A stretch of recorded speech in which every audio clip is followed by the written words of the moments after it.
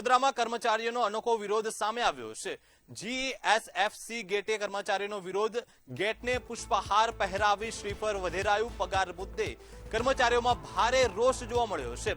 88 કર્મચારીઓ પગાર માટે ભટકી રહ્યા છે। કોર્ટ ચુકાદા છતાં પ્રશ્નો યથાવત રહ્યા છે।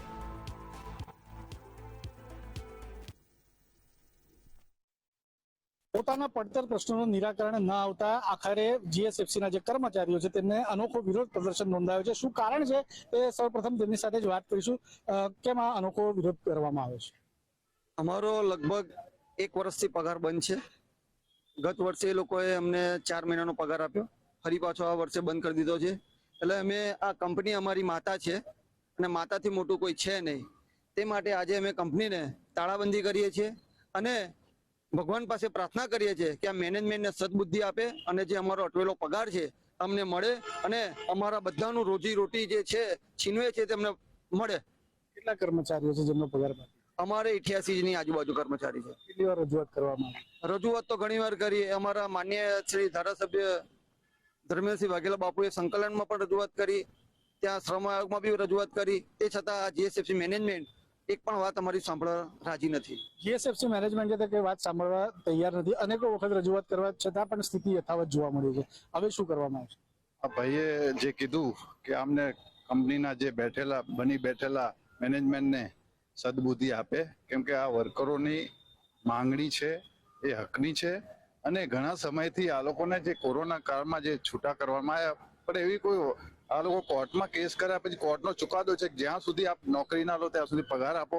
પગાર અચાનક સ્ટોપ કરી દેવાયો, પછી અમે લડત લડી તો 3-4 મહિનાનો પગાર આપી દેવામાં આવ્યો। પછી છેલ્લી મિટિંગમાં એવું થયું કે અમે હવે એક નિર્ણય એવો લઈએ છીએ કે તમારો પ્રોબ્લેમ સોલ્વ, તમારે કોઈ જાતની આવવાની જરૂર નથી, એવો નિર્ણય લઈએ છીએ કે અમને બધાને કંપનીમાં લઈ લઈએ છીએ કામ પર। અમને કામ કરવું છે, કામ આપો ને પગાર આપો। અમને બેઠા બેઠા પગાર જોતો જ નથી। આ લોકો કહે છે બેઠા બેઠા પગાર આપો, બેઠા બેઠા પગાર નથી જોતો, કામ આપો અને પગાર આપો। આમની હકની લડાઈ છે, હું વચ્ચે રહીશ અને આમને ન્યાય અપાઈશ।